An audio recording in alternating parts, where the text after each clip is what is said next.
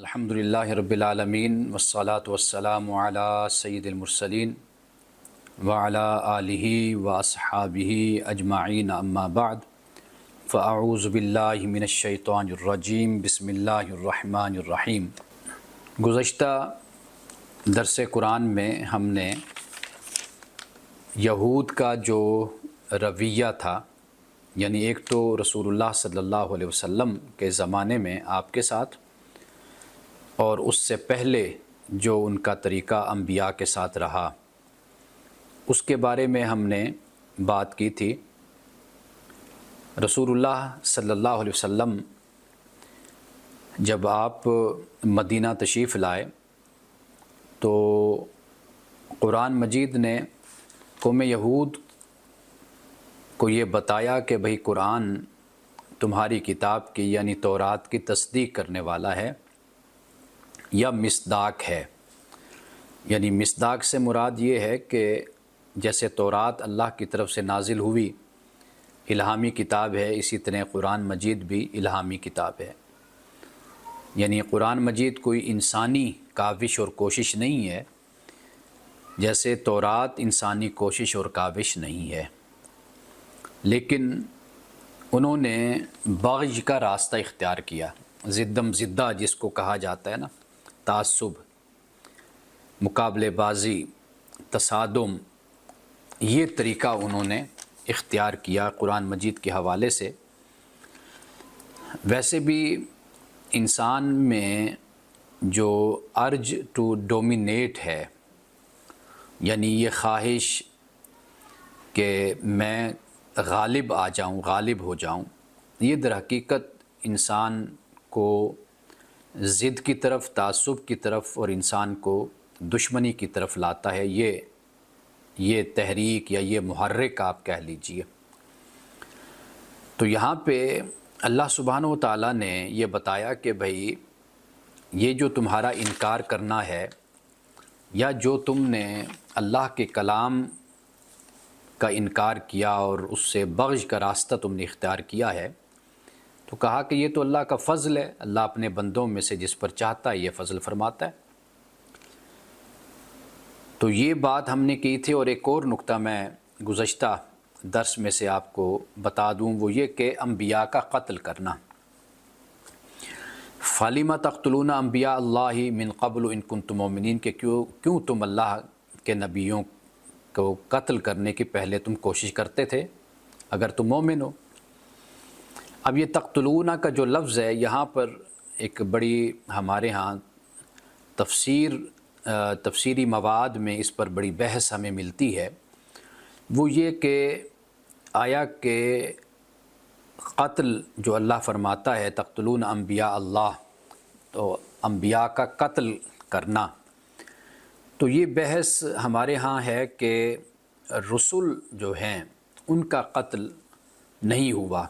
کیوں؟ اس لیے کہ رسول در حقیقت وہ ہیں کہ جن کو کامیابی دنیا میں ملتی ہے اور کفار کا خاتمہ ہوتا ہے، حجت تمام ہوتی ہے، اور پیغمبر اللہ کے دین کو غالب کرتا ہے۔ کتب اللہ لاغلبن انا ورسلی، اللہ پاک فرماتا ہے کہ اللہ نے یہ لازم کر دیا ہے کہ اللہ کہتا ہے میں بھی غالب اور جو میرے رسول ہیں وہ بھی غالب آئیں گے، یعنی اللہ کا دین بھی غالب آئے گا۔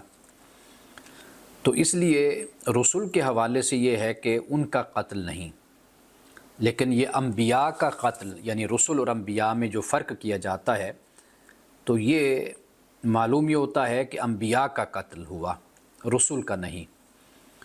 اور انبیاء مثال کے طور پر حضرت یحییٰ علیہ السلام، حضرت زکریا، یہ تمام انبیاء تھے۔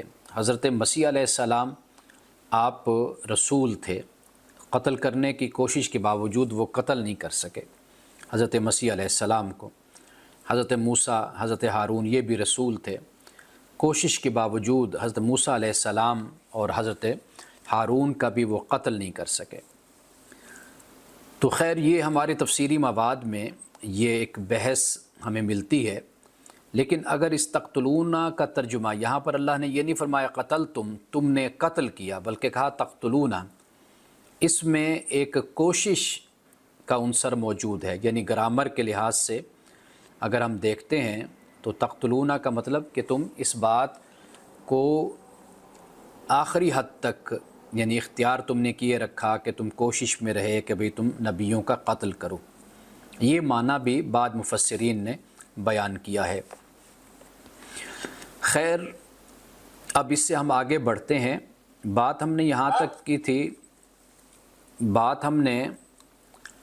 تک کی تھی کہ عجل جو ہے بچھڑا، اس کی محبت ان کے دلوں میں پیوست ہو گئی۔ تو جبکہ جو موحد ہے، اللہ پہ ایمان رکھنے والا ہے، اللہ واحد پر، تو اس کے دل میں کوئی بھی معبود بن کر یعنی دل میں نہیں بس سکتا، اللہ ہی ہے دل میں۔ اور انسان کا اپنے خدا کے ساتھ جو رشتہ ہے وہ عبودیت کا رشتہ ہے۔ یعنی اگر آپ اسلامی تہذیب کی بات کریں تو آپ یہ پیش نظر رکھیے یہ بات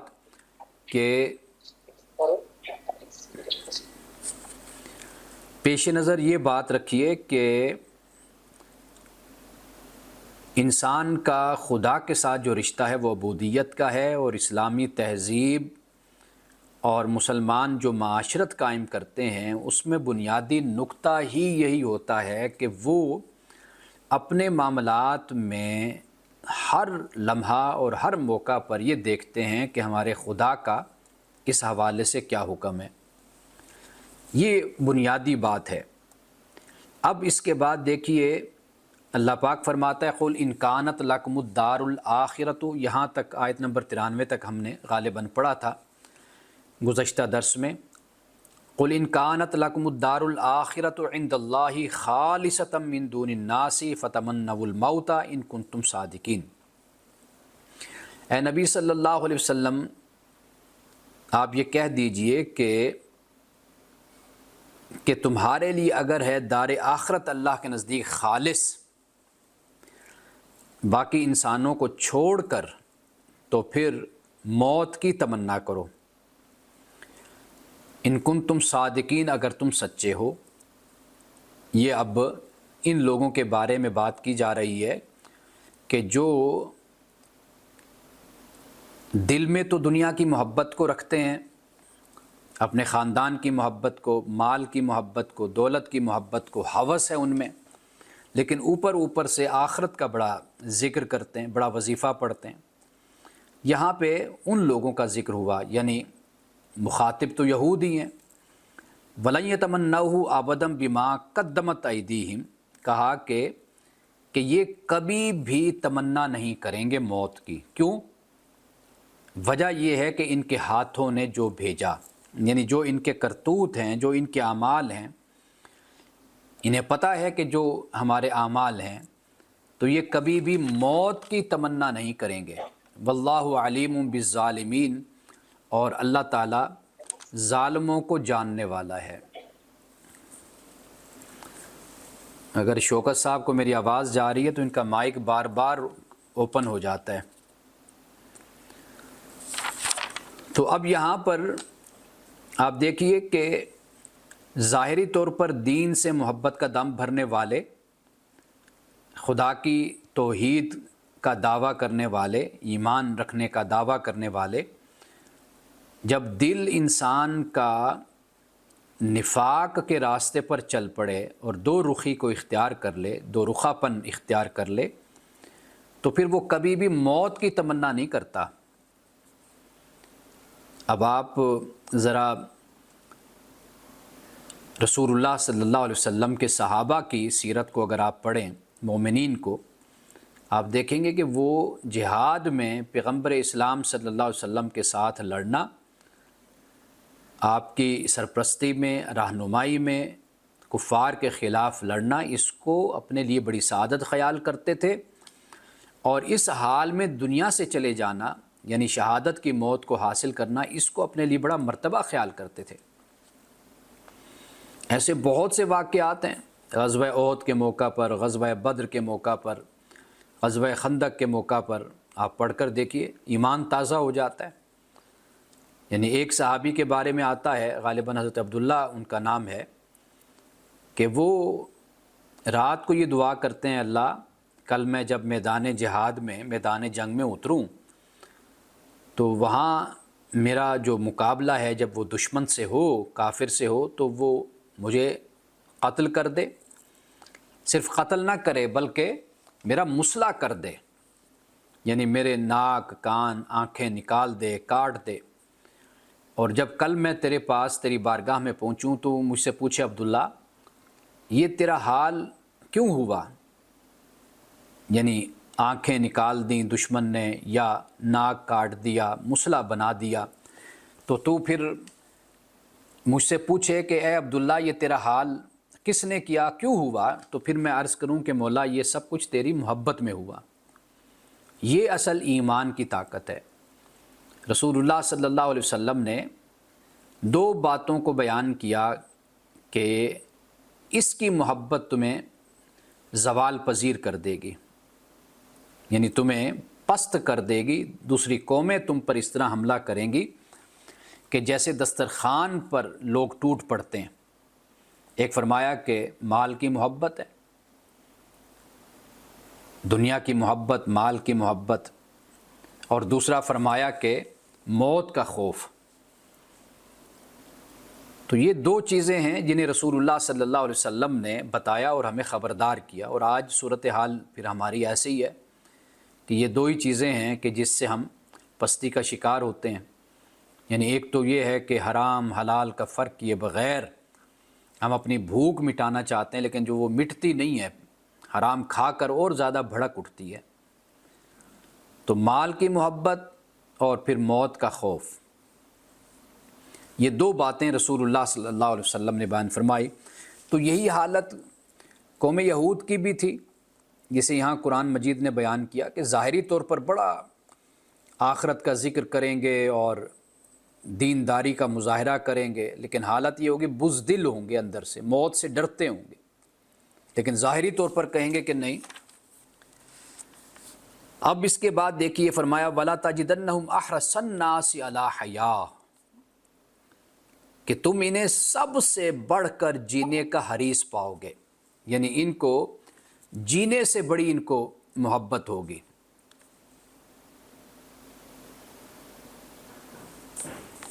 جینے کی محبت میں یہ مبتلا ہوں گے۔ اور وَمِنَ الَّذِينَ أَشْرَكُوا، اور مشرکوں سے بھی بڑھ کر، یعنی اتنا یہ دنیا کی، یعنی اپنی زندگی کو، دنیا کی آسائش کو، اس کو اس حد تک چاہیں گے کہ ان جیسا کوئی حریص تمہیں نہیں ملے گا۔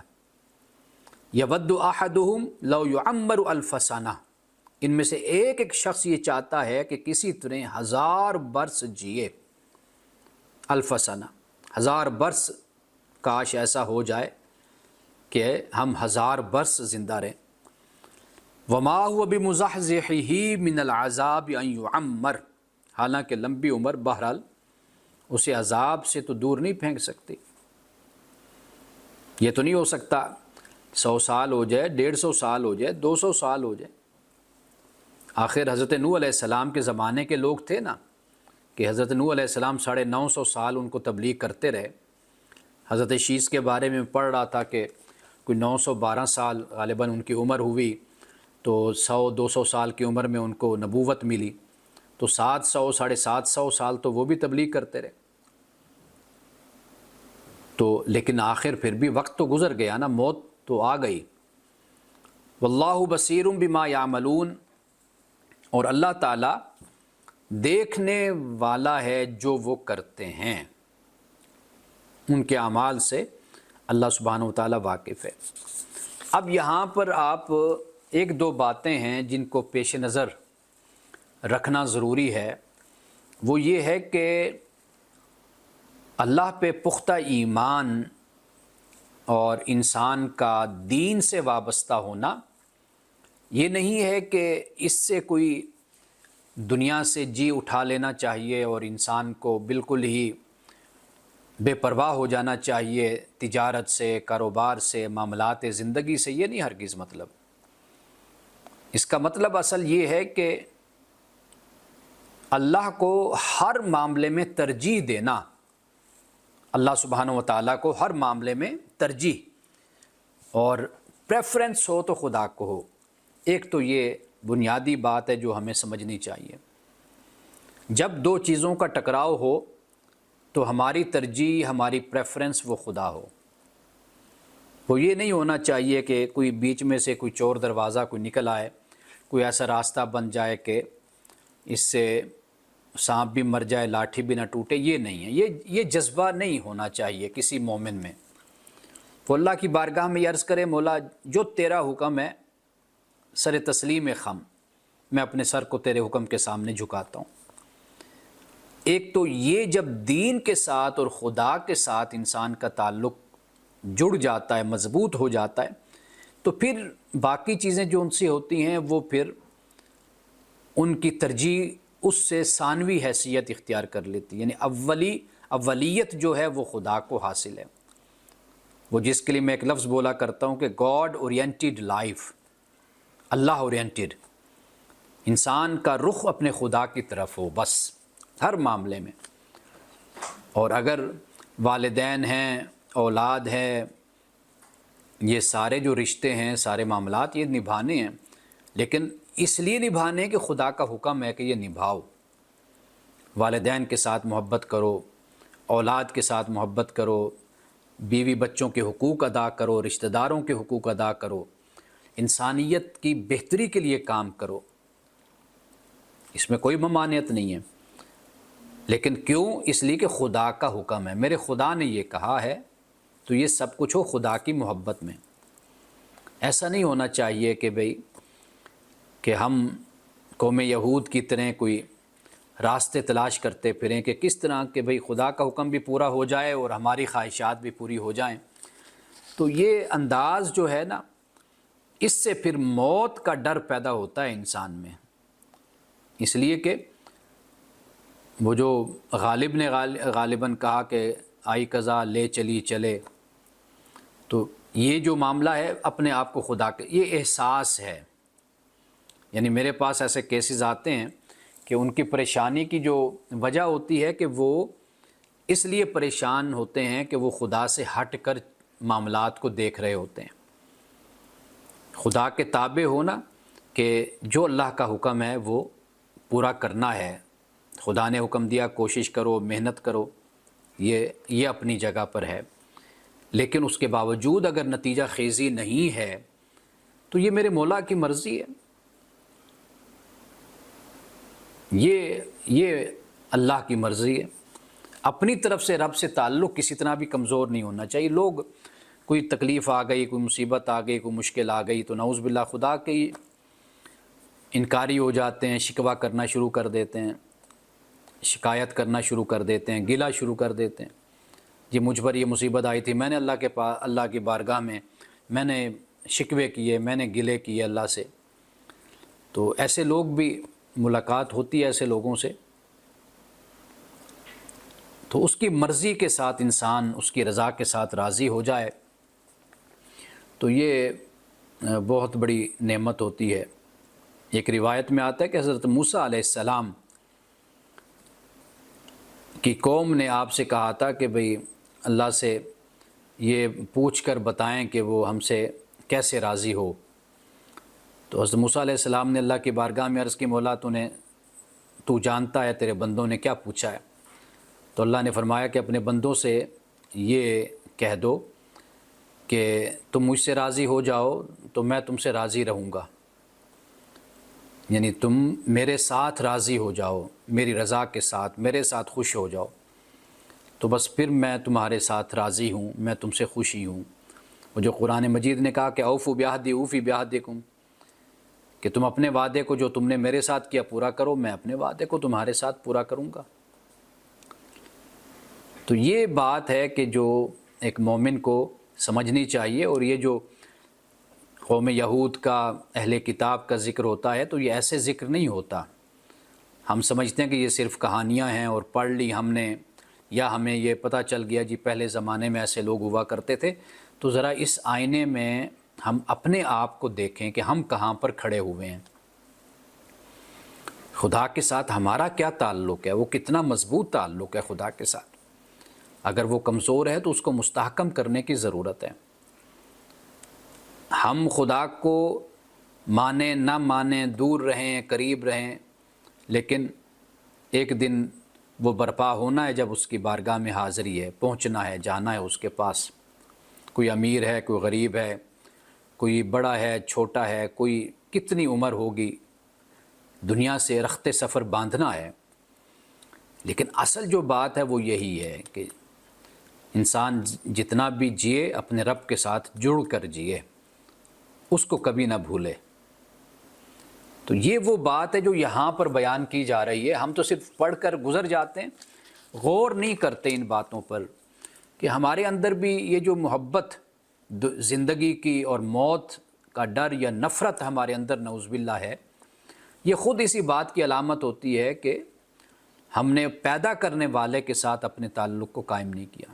اس نے پیدا کیا، اور یہ جو ہمیں مہلت اور وقت درمیان میں ہمیں ملا ہے، تو اس میں ہم کوشش اسی بات کی کریں کہ ہم اپنا وقت خدا کی محبت میں، خدا کے تعلق میں اور اس کے احکام کی تعمیل اور فرمانبرداری میں گزاریں۔ یہی ہے، بس مختصر سا قصہ ہے، چھوٹی سی بات ہے، کوئی اتنی بڑی لمبی چوڑی بات نہیں ہے۔ تو یہاں تک ہم رکھتے ہیں، تو انشاءاللہ آیت نمبر 96 تک۔ درس حدیث سے پہلے میں یہ بتا دوں کہ ٹائم ہمارے پاس آج کم ہوگا۔ اس کی وجہ یہ ہے کہ ابھی وہ زوم کا لنک ہم نے اس کی پیمنٹ نہیں ہوئی، کوئی کنیکشن میں پرابلم تھی اس وجہ سے۔ تو انشاءاللہ آئندہ درس میں پورا ٹائم ہمارا ہوگا گھنٹے کا، تو آج جتنا بھی یہ چل سکا تو اتنا ہی ہم رکھیں گے۔ تو اس دوران دو باتیں میں عرض کر دوں، ایک تو میں نے بتا دی آپ کو، دوسری بات یہ ہے کہ رمضان المبارک میں اب ایک مہینہ رہ گیا ہے، اور بحمد اللہ تعالیٰ ہم کوئی 5-7 سال سے ہر رمضان میں ہم درس قرآن کا اہتمام کرتے ہیں، اور ہمارا ٹائم بھی فکس ہے 11 سے 12 کا۔ اور اس دفعہ میں نے یہ سوچا ہے کہ، بلکہ ہم نے سوچا ہے، دوستوں سے بھی مشورہ کیا، آپ میں سے کئی دوستوں سے، تو اس دفعہ سوچا کہ عورت اور قرآن، اس پر ہم بات کریں۔ اس میں تقریباً جو ہمارے پاس 29-30 دن بن جاتے ہیں، ہم وہ دن ہر دن ایک نیا ٹاپک، لیکن صرف قرآن پر ہم فوکس کریں گے۔ یعنی مثال کے طور پر اگر ہم نکاح کی بات کرتے ہیں تو قرآن مجید سے ہم پڑھیں گے قرآن نکاح کے بارے میں کیا کہتا ہے۔ طلاق ہے تو طلاق قرآن مجید سے ہم پڑھیں گے کہ قرآن طلاق کو کس طرح بیان کرتا ہے۔ عورت اور وراثت کے حوالے سے ہم پڑھیں گے کہ وراثت میں عورت کا کیا کیا حق قرآن مجید نے بیان کیا ہے۔ اسی طرح بیان کریں گے کہ قرآن کے نزول سے پہلے عورت کی کیا حیثیت تھی، قرآن نے اس کو بیان کیا ہے کہ اس وقت کیا رسوم بد تھے، یعنی بدعات تھی، رسومات بد اس وقت جو تھے اسلام سے پہلے، اور نبی اکرم صلی اللہ علیہ وسلم کی تشریف آوری سے پہلے، یا اس زمانے کے اندر ابھی جہالت تھی، تو وہ کیسے اسلام نے پھر اس کو ٹیکل کیا، اس کو ختم کیا۔ اسی طرح ہم پڑھیں گے میاں بیوی کے تعلق کو پڑھیں گے، اسی طرح ازواج مطہرات کے بارے میں قرآن نے ذکر کیا، وہ مقامات ہم پڑھیں گے۔ موسیٰ کا ذکر ہے، عیسیٰ کا ذکر ہے، ابن مریم کا یعنی حضرت مریم علیہ السلام کا۔ اسی طرح فرعون کی زوجہ، نام تو قرآن نے آسیہ نہیں بیان کیا۔ اسی طرح حضرت لوط، حضرت نوح کی جو بیویاں تھیں جو کافرات ایمان نہیں لائی تھیں، ان کا ذکر ہے، وہ ہم پڑھیں گے۔ قرآن مجید میں کئی صورتیں ہیں جن میں عورتوں کا ذکر، سورۃ التحریم کو آپ دیکھ لیجیے، اس میں بڑا اہم واقعہ بیان کیا جاتا ہے۔ تو اس طرح اس دفعہ ہم نے سوچا کہ پورے 30 دن ہم قرآن مجید کے وہ مقامات کہ جو عورت سے متعلق ہیں، خواتین سے متعلق ہیں، ہم ان کو ڈسکس کریں گے۔ اس میں پھر جدید مسائل بھی آئیں گے، جیسے پردے کا مسئلہ بھی ہے، وہ بھی ڈسکس ہوگا۔ اسی طرح قوامیت کی صورت ہے کہ بھئی مرد کی کیا حیثیت ہے، عورت کی کیا حیثیت ہے، یہ آج کے دور کا بڑا ایک اہم مسئلہ ہے۔ مساوات کا کیا تصور، ایکویلٹی کا؟ ہم یہ سمجھ لیتے ہیں کہ مرد اور عورت کی جو صنف ہے، جینڈر ہے، اسی کو ختم کر دیں تو انصاف پیدا ہو جائے گا، مساوات پیدا ہو جائے گی۔ تو یعنی ایسی بہت سی ہماری مسکنسیپشنز ہیں، تو وہ پورا مہینہ انشاءاللہ آپ کو معلوم ہے کہ میرا اس طرح کا مزاج نہیں ہے کہ بھئی میں اب ایک پارہ پورا روزانہ پڑھوں اور آپ بیٹھ کر سوئے رہیں یا سستی میں آپ سنتے رہیں، تو اس سے پھر جب 30 دن گزرتے ہیں تو وہ ایک میرا ہی قرآن کا دور ہو جائے گا، سننے والوں کو کوئی نہیں اس سے کچھ ملتا۔ تو لہٰذا میرا طریقہ یہی ہے کہ ہم تسلی سے اچھے طریقے سے ہم بات کریں۔ اگر مثال کے طور پر عورت اور وراثت پر بات کریں گے تو وراثت 1 گھنٹہ سوا گھنٹہ جتنی میری گفتگو ہوگی اس میں آپ کے بہت سے مسائل حل ہوتے چلے جائیں گے، آپ کے بہت سے خیالات جو ان سے ہیں، جو صحیح ہیں غلط ہیں، ان کی اصلاح ہوتی چلی جائے گی، آپ کو اس سے فائدہ ہوگا۔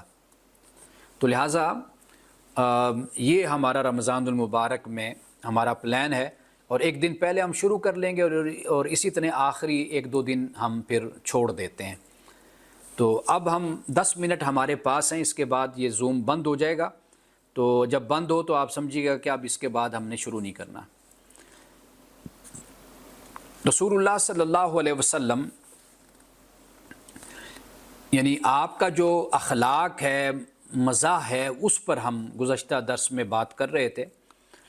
اب جو حسن اخلاق کا باب یہاں سے شروع ہوتا ہے، باب حسن الخلق۔ حضرت ابو درداء سے روایت ہے، یہ توجہ سے سنیے گا کہ یہ اصل میں دینداری یہ ہے، اخلاقیات جو ہے یہ دینداری کا سب سے پہلا نقطہ ہے۔ نبی اکرم صلی اللہ علیہ وسلم نے فرمایا کہ ما من شیء فی المیزان اثقل من حسن الخلق، کہ قیامت کے دن میزان میں کوئی چیز اچھے اخلاق سے بڑھ کر وزن ہی نہیں ہوگی۔ سب سے زیادہ بڑا وزن کس کا ہوگا؟ اچھے اخلاق کا وزن ہوگا۔